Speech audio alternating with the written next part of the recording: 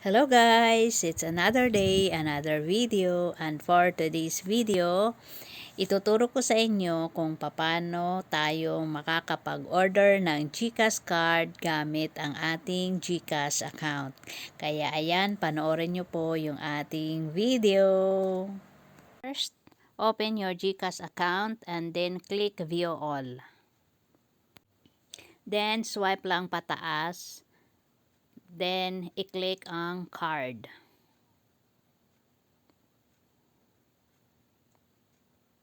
Next, click Order a GCash card. Then, click Order a card.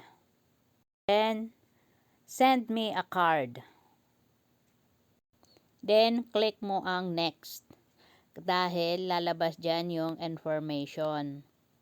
So, dito sa information, dito natin ilalagay yung ating information kung saan natin ipapadeliver ang ating GCash card.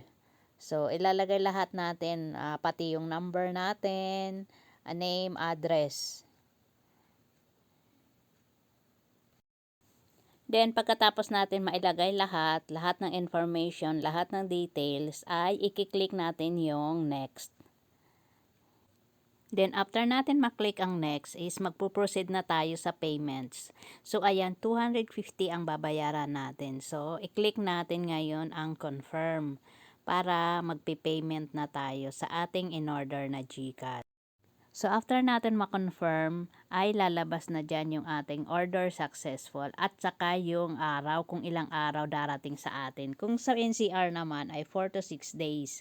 Sa Luzon ay 6 to 8 days at sa Visayas, Mindanao ay 8 to 10 days. Ayan, kung mayroon po kayong natutunan, please like our video and paki-share na lang din. And happy watching guys!